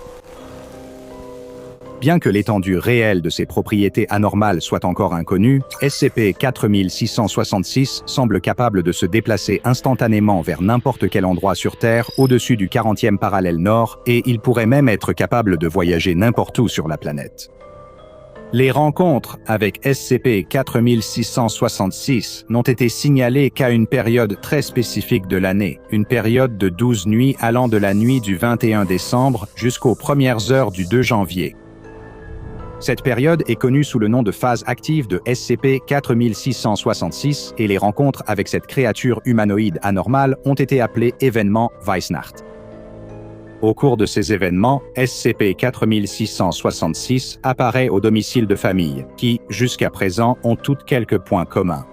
Premièrement, elles sont toutes isolées dans des zones rurales. Elles sont aussi situées dans des lieux où la neige couvre la région pendant tout l'événement. Et troisièmement, elles abritent toutes une famille, avec au moins un enfant de moins de 8 ans. Dans les endroits qui correspondent à toutes ces caractéristiques, les événements Weisnacht se produisent parfois et suivent toujours la même progression de base. Au cours des 7 premières nuits, les enfants signaleront avoir vu une silhouette étrange aux abords de la maison. L'entité semblera observer la maison à distance, par exemple depuis l'autre côté d'un champ ou depuis la lisière d'une forêt voisine. Certains enfants ont même rapporté s'être réveillés la nuit pour découvrir que SCP-4666 les observait dormir à travers une fenêtre. Les nuits 8 à 11, d'autres membres de la famille rapporteront avoir entendu l'entité comme des bruits de pas sur le toit ou dans le grenier. Une odeur désagréable apparaîtra aussi dans la maison, sans jamais qu'on en trouve la source. Ces événements étranges amèneront souvent la famille à penser que leur maison est peut-être hantée ou qu'ils sont terrorisés par un fou. Enfin, la 12e nuit, l'un des 2 scénarios peut se produire. Dans le premier cas, qui se produit environ 15% du temps, les familles rapportent souvent avoir entendu des bruits de pas pendant la nuit à l'intérieur de leur maison. Mais il n'y a jamais de signe d'effraction, ni fenêtre, ni porte brisée. Le matin, les enfants trouvent des jouets grossièrement fabriqués au pied de leur lit. Pour les plus chanceux, c'est la fin de l'événement Weisnacht pour eux. Les quelques 85% qui vivent l'autre scénario sont nettement moins chanceux. Dans la grande majorité des cas, la 12e nuit est une expérience horrible. SCP-4666 entre quand même dans la maison lors de la dernière nuit.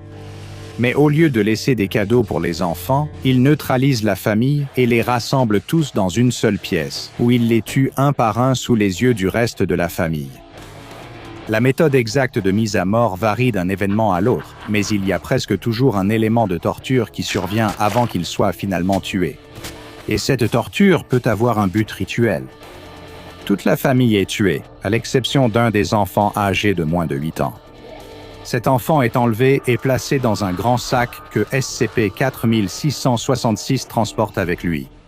L'existence de SCP-4666 a été remarquée pour la première fois en 1974 par le tout nouveau programme de reconnaissance des signatures anormales de la Fondation, qui a alerté la Fondation sur plusieurs intrusions à domicile et meurtres étrangement similaires survenus dans tout l'hémisphère nord dans la nuit du 1er janvier. Des recherches supplémentaires ont révélé des preuves de ce qui étaient très probablement d'autres événements Vis-Noct chaque année, remontant jusqu'à la fin du XVIIIe siècle, avec en moyenne un peu plus de 3 événements par an. Et il existe même des références à ce qui pourrait être SCP-4666, remontant jusqu'au 1er et au 2e siècle après Jésus-Christ. Des empreintes digitales identiques ont été retrouvées dans toutes les maisons correspondant aux conditions des événements Weisnacht, et elles correspondent à une empreinte partielle récupérée datant de 1873. Ces empreintes digitales présentent des caractéristiques qui ne correspondent à aucune empreinte humaine connue. Les poils blancs récupérés, semblables à ceux d'un humain, ne semblent pas contenir d'ADN humain. Ou même d'ADN tout court, d'ailleurs. Dans les rares événements Weisnacht, où SCP-4666 ne tue pas la famille et où des cadeaux sont laissés, les cadeaux sont tout sauf normaux. Les cadeaux, appelés SCP-4666A, semblent être fabriqués à partir des corps d'enfants que SCP-4666 a enlevés dans d'autres foyers. Dans un cas datant de 2018 au domicile d'une famille en Alaska, une poupée grandeur nature fabriquée à partir du corps d'une fillette a été laissée sur place. La poupée portait une robe sale faite de chiffons cousus ensemble qui était par endroits cousu directement à la peau. Sa bouche avait été cousue et peinte en rouge avec du sang humain. Les ongles d'un autre enfant avaient été collés sur les siens et 3 doigts manquaient complètement. Le cuir chevelu avait été remplacé par celui d'un autre enfant, avec ses cheveux, comme une perruque grossière. Pire encore, les 2 yeux avaient été retirés et remplacés par 2 pierres peintes pour ressembler à des yeux. Mais le plus effrayant, c'est que l'enfant qui avait été transformé en poupée était, d'une certaine manière, encore vivant. Les autorités ont conduit la fille à l'hôpital où elle a donné une brève interview. Elle a expliqué que l'homme l'ayant enlevée avait tué ses parents avant de la mettre dans un grand sac avec d'autres enfants. SCP-4666 a emmené les enfants quelque part profondément sous la terre, dans un réseau de grottes rempli de glace et d'ossements. Là-bas, ils devaient fabriquer des jouets rudimentaires jusqu'à l'épuisement. À ce moment-là, ils devenaient eux-mêmes des jouets. La fillette, désormais connue sous le nom d'Ekaterina Morozova, avait été enlevée 2 ans plus tôt lors d'un événement Vis-Noct connu. Elle n'a survécu que 18 heures après avoir été retrouvée. Une autopsie a révélé de nombreuses blessures terribles et la cause du décès a été déterminée comme étant une malnutrition sévère et prolongée. SCP-4666 a été classé Keter et n'est actuellement pas contenu. La Fondation surveille le trafic web et les canaux des forces de l'ordre pour toute preuve d'activité de SCP-4666 et en particulier tout événement potentiel de type Vis-No-CT, comme des cas de harcèlement signalés pendant la phase active des 12 nuits ou d'autres phénomènes étranges dans des maisons avec de jeunes enfants. Si un événement Vis-Noct est suspecté d'être en cours, la force d'intervention de confinement la plus proche est envoyée pour tenter de contenir SCP-4666 en utilisant les protocoles standards PDP-8 de premier contact avec un humanoïde. Jusqu'à présent, aucune de ces tentatives de confinement n'a été couronnée de succès. As-tu déjà eu peur qu'un jour tu puisses simplement disparaître du jour au lendemain? Rien ne vaut un pique-nique au parc le dimanche après-midi. L'air frais, les longues heures passées paresseusement sur une couverture, à profiter de la compagnie de l'autre, de la nourriture, des boissons et de la beauté du plein air. Le jeune homme et sa petite amie ont passé leur après-midi à faire exactement cela, profitant d'un peu de douceur de vivre un dimanche. Maintenant, le coucher du soleil a strié le ciel de rouge et d'orange, et l'air commence à se rafraîchir jusqu'à devenir moins agréable. Il est temps de ranger le pique-nique et de rentrer. Il porte une couverture, elle le panier, gardant chacun une main libre pour continuer à se tenir la main. Il rentre vers l'appartement du jeune homme en traversant un parc qui se vide. C'est une promenade familière qu'ils font chaque dimanche depuis 1 an qu'ils sont ensemble et ils la parcourent au même rythme lent et tranquille que celui du pique-nique. Il n'y a pas de précipitation, pas aujourd'hui. C'est à ça que servent les lundis matins. Pour l'instant, il n'y a que le coucher de soleil, le parc et sa main dans la sienne. Le jeune homme voit un écureuil enterrer une noisette sous un arbre proche. Il veut serrer la main de sa petite amie pour lui montrer la scène, mais elle la retire. Elle a changé de direction, marchant vers une paire de bancs, captivée par quelque chose là-bas. Elle demande d'une voix étrangement paniquée s'il l'a vue. Étrange, il ne remarque rien d'inhabituel. La petite amie soutient avec une intensité troublante avoir aperçu une lumière étrange un court instant. Quelque chose qui était apparu, puis avait disparu aussitôt, mais qui laissait une impression indélébile. Le jeune homme rit nerveusement. Il y a quelque chose qui ne va pas. Il ne peut pas vraiment expliquer ce que c'est, mais les poils sur sa nuque se hérissent. Il tente de ramener la discussion sur l'écureuil. Il se tourne vers l'écureuil, mais elle reste concentrée sur ce qu'elle voit et que lui ignore. Il sent un nœud se former dans son estomac, une sensation d'effroi, alors que son corps lui hurle de partir d'ici aussi vite que possible. Il tente d'apaiser son système nerveux pour se rappeler qu'il n'y a aucun danger ici.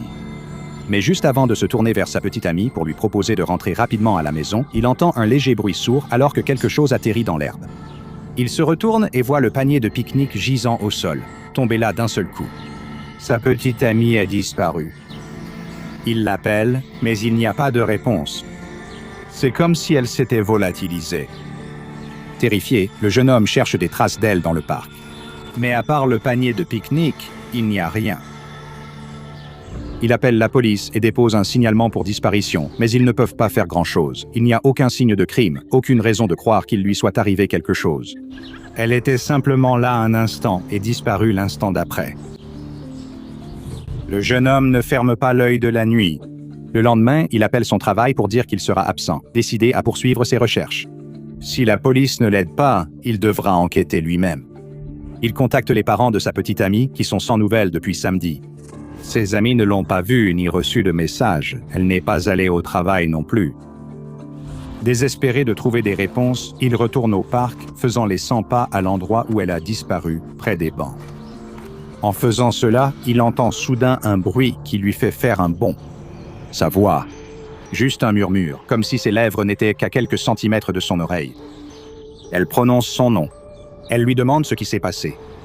Il ne sait pas quoi dire. Il se retourne brusquement, cherchant son visage, mais elle n'est pas là. Est-ce simplement son imagination? Son chagrin le fait-il halluciner, au point d'entendre la voix qu'il veut plus que tout entendre? La voilà de nouveau. Elle lui murmure, lui disant qu'elle l'aime, qu'il lui manque, qu'elle ne sent plus son corps.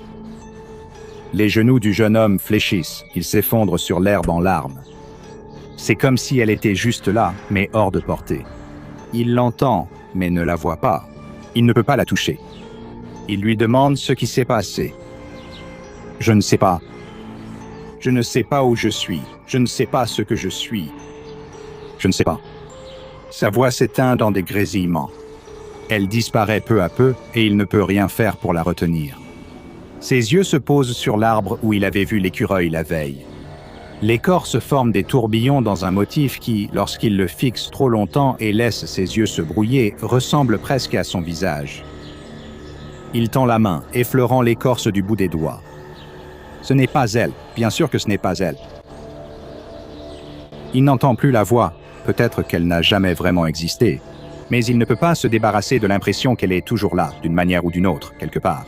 Comme si elle était juste hors de vue, sur un autre plan d'existence qu'il ne peut pas voir. Assis là, dans l'herbe où elle a disparu, il peut la sentir si clairement dans son esprit. Il se rappelle soudainement leur premier rendez-vous. Elle a renversé son café sur lui, alors ils sont rentrés chez elle pour qu'elle puisse lui prêter un pantalon propre. Elle avait peur qu'il soit en colère, mais au lieu de ça, ils en ont ri tout le reste de la journée. Il peut sentir ce café, ressentir ce rire qui lui monte à la gorge. C'est plus vivant qu'un simple souvenir. C'est elle, d'une certaine façon. Puis, du coin de l'œil, il aperçoit quelque chose d'étrange. Une lumière fluorescente et brillante, rayonnant de bleu et de jaune, ondulant et tourbillonnant dans sa vision périphérique. Il se tourne vers elle et se relève. Il tend la main vers la forme, incapable de se retenir, puis il disparaît. La police ne découvrira jamais ce qui est arrivé au couple. Comment aurait-il pu?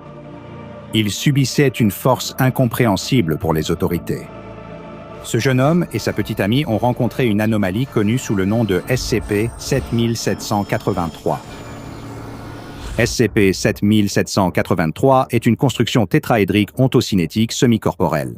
Essayez de dire ça 5 fois très vite. La matérialité de l'anomalie est douteuse et trompeuse. Dans le cadre de son confinement, l'anomalie est conceptuellement liée à l'énoncé contenu dans l'unité 7783 du site 196. Le SCP-7783 ne peut pas toujours être perçu et sa perceptibilité varie en fonction de la nature de la personne qui tente de le percevoir.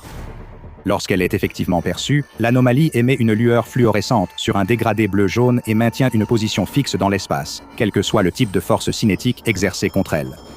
Il est extrêmement difficile d'interagir physiquement avec le SCP-7783 et cela ne peut être réalisé qu'en utilisant une série complexe d'actions connues sous le nom d'interactivité sémanto-conceptuelle. C'est également la méthode par laquelle le SCP-7783 a été contenu. Il y a des conséquences malheureuses à interagir efficacement avec le SCP-7783 sur un plan physique. Cela provoque une abstraction biologique, conceptuelle et ontocinétique chez les sujets affectés. Cela a généralement pour conséquence que le sujet se transforme en une sapience conceptuelle intangible. Je vais détailler cet effet secondaire dans un instant. Les individus soumis à l'influence du SCP-7783 qui sont affiliés à la Fondation sont appelés concepts sapiens associés au personnel ou CSAP. Ces concepts sapiens gardent leurs fonctions cognitives supérieures, même sans les fonctions biologiques liées à leurs formes humaines d'origine. Ils peuvent toujours interagir avec la réalité via une impression cognitive subversive, soit une brève interférence limitée dans l'activité psychologique et neurologique des êtres sensibles et sapiens proches. La présence de PAS se détecte par cette brève interférence et une hausse des tendances paréidoliques chez les personnes à proximité. Pour ceux qui ignorent ce terme, les tendances paréidoliques désignent la propension à percevoir des motifs et du sens dans des stimuli aléatoires. Par exemple, voir un visage dans une tranche de pain grillé, une expression faciale surprise dans la forme d'un robinet ou des yeux dans un motif de papier peint.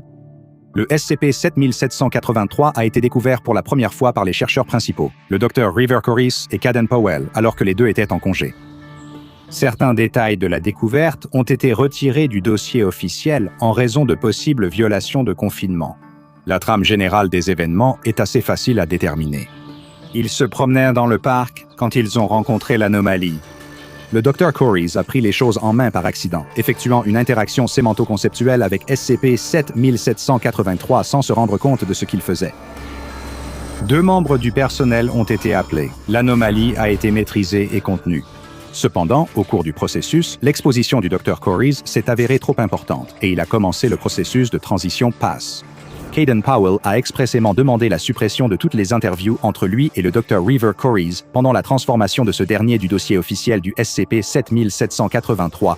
Sans celle-ci, nous n'avons que le rapport général qui fournit néanmoins un aperçu clé du processus de transformation. 1 heure après l'exposition aux effets du SCP-7783 River montrait une cohérence conceptuelle intacte et une détresse émotionnelle aiguë. Il semblait conscient de ce qui lui arrivait, ainsi que de son impuissance à l'arrêter. Sa relation avec sa forme physique était encore intacte à ce stade, mais il pouvait sentir à quel point cet état était désormais temporaire. Au bout d'une journée, la cohérence conceptuelle de River était passée d'intacte à intermittente. Sa forme physique restait intacte la plupart du temps, mais il lui devenait de plus en plus difficile de communiquer verbalement avec le Dr Powell. 1 semaine après, la cohérence conceptuelle de River a été jugée fallacieuse. Il y a eu une augmentation de l'influence subversive cognitive, et ses fonctions biologiques commençaient à s'arrêter alors que son corps physique devenait de moins en moins tangible. Après 1 mois, la forme biologique et physique de River est devenue entièrement abstraite.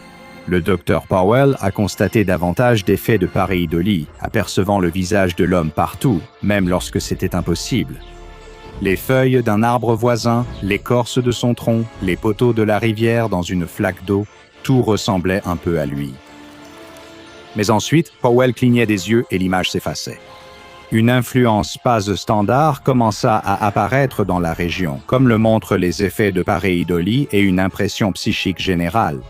Elle était la plus présente dans les environs immédiats du corps fructifère dissocié.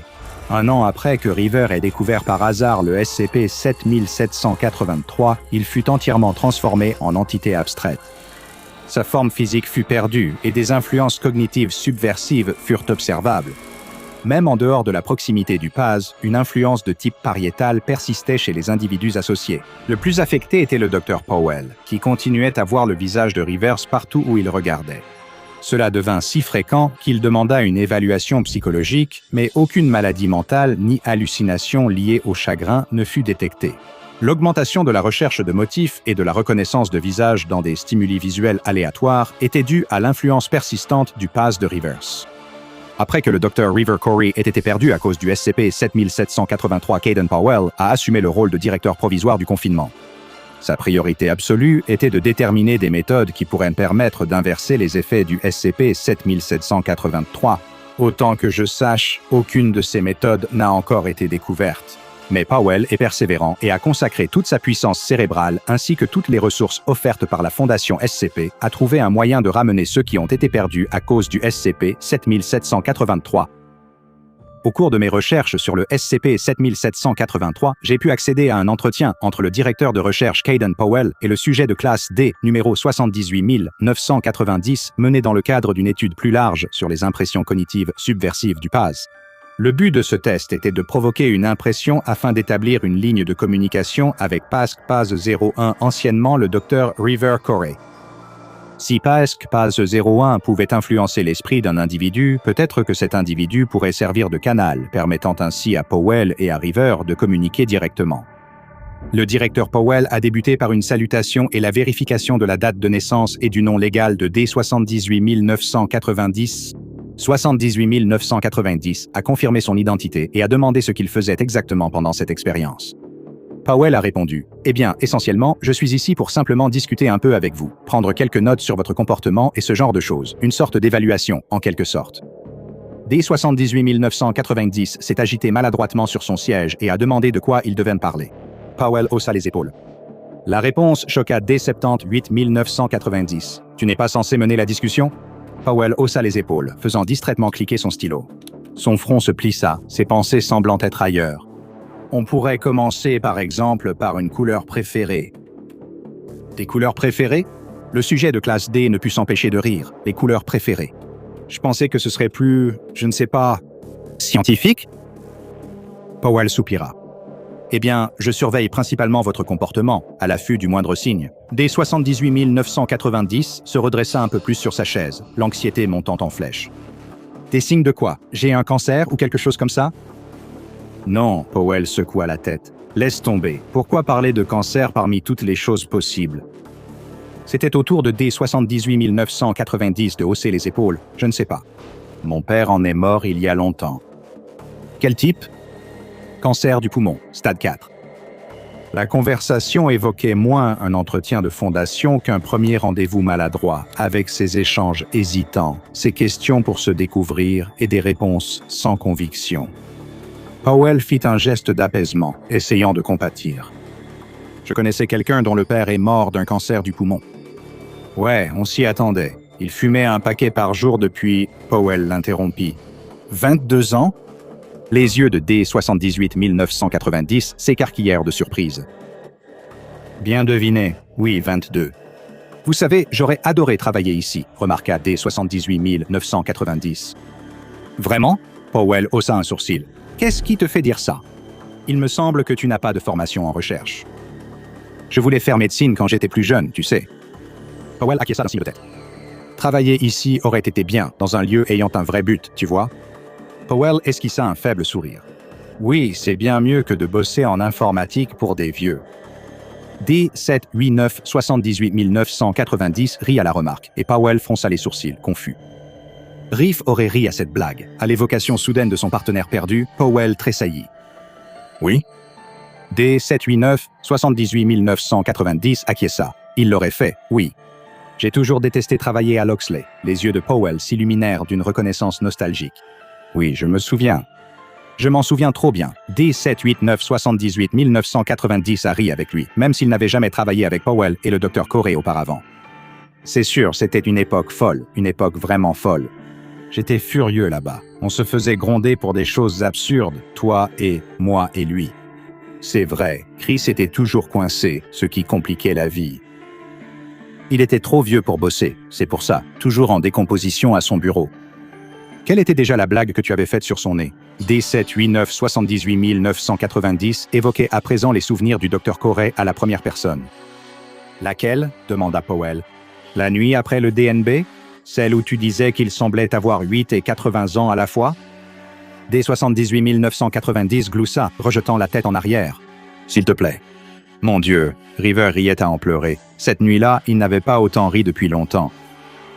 Powell esquissa un sourire.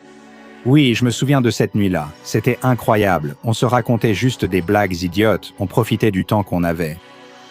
Comme si nous avions tout le temps du monde, cela rendait tout meilleur. La vie était parfaite. Powell soupira. Les voisins n'ont pas entendu « parfaite », remarqua D78990. Mais les voisins se plaignaient toujours du bruit. Powell secoua la tête. Eh bien, moi, j'étais bruyant. Brillante. C'était quelque chose qu'il appréciait chez lui. D78990 passait de la troisième à la première personne, parlant parfois de River, et d'autres fois comme si River parlait à travers lui. Je me souviens encore de son rire et de tout. D78990 sourit avec nostalgie, sans savoir comment le prendre au sérieux. Powell rit à cela. Un sourire perça son masque de sang-froid. Eh bien oui, c'est comme ça qu'il était. Toujours bruyant et énergique. Il mettait de l'animation dans chaque situation. Je me demande si ce type, River, est toujours comme ça, a remarqué D78990. Il est toujours quelque part dehors. Powell essuya la larme de son œil. Toujours la vie. De quelqu'un? Faites. Qui est-ce? L'estomac de Paul s'est noué. C'était donc ça. L'impression avait disparu. Il soupira, se ressaisissant.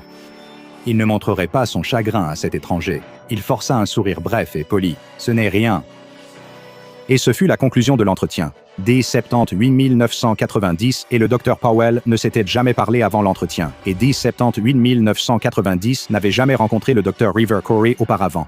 Pourtant, grâce à une intervention anormale, les deux avaient pu partager quelques souvenirs de cet homme, et pendant un instant, il était encore tel qu'il était, tangible, humain, vivant.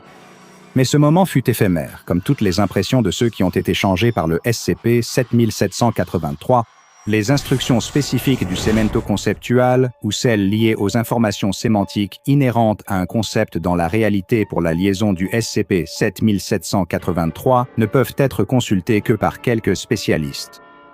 Tout le personnel affecté à la zone a l'interdiction formelle d'avoir toute pensée hypothétique, spéculative, fantastique ou intime en rapport avec le SCP-7783. Je ne peux aborder ce sujet qu'à cette distance de sécurité et je ne vous conseille pas de vous approcher de la zone après avoir appris autant de choses sur l'anomalie. En raison de sa nature particulière, les amnésiques ne suffisent pas à traiter son impact sur l'esprit. L'amnésisation complète du personnel concernant son existence ou son inexistence provoquerait une déliaison du sémento conceptual. Cela entraînerait techniquement une violation de confinement. Telle est la difficulté avec les constructions semi-corporelles. Tant qu'on sait qu'il est confiné, le confinement devrait tenir.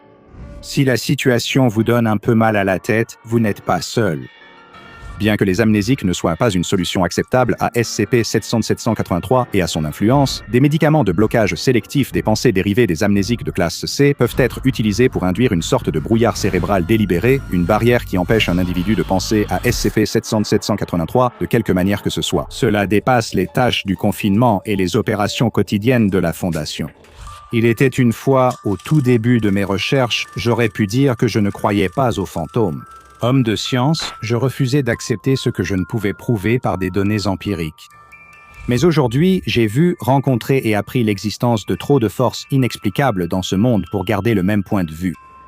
Peut-être que les victimes, et je crois vraiment qu'il s'agit de victimes, du SCP-7783 ne sont pas des fantômes au sens traditionnel du terme. Après tout, ils ne sont pas morts. Leurs corps se sont simplement dissous. Leur conscience a subsisté sous une forme. N'est-ce pas à cela que nous pensons en évoquant un fantôme? L'impression persistante de quelqu'un qui était autrefois de chair et de sang? Enlevez le corps, et ce qui reste, que vous l'appeliez un esprit ou un concept sapien associé à une personne, semble répondre aux critères. Le Dr. River Corey n'est plus. Du moins, la partie de lui qui pouvait être vue, perçue, connue et aimée. Ce qui reste, c'est cette brève impression, ce souvenir fugace, si court, ce rire, autrefois partagé, qu'on n'entendra plus jamais. Il n'y a peut-être pas de chaîne qui traîne, ni de grincement dans l'escalier, mais SCP-7783 a créé son lot de ce que je me sens obligé d'appeler des fantômes. Que vous soyez d'accord ou non avec mes mots, cela m'est égal. Ceux qui restent sont tout aussi hantés. Découvrez le Patreon du Dr Bob et devenez chercheur junior dès aujourd'hui. Maintenant, allez regarder une autre entrée des dossiers du Dr Bob comme SCP-5150 cabinet dentaire anormal.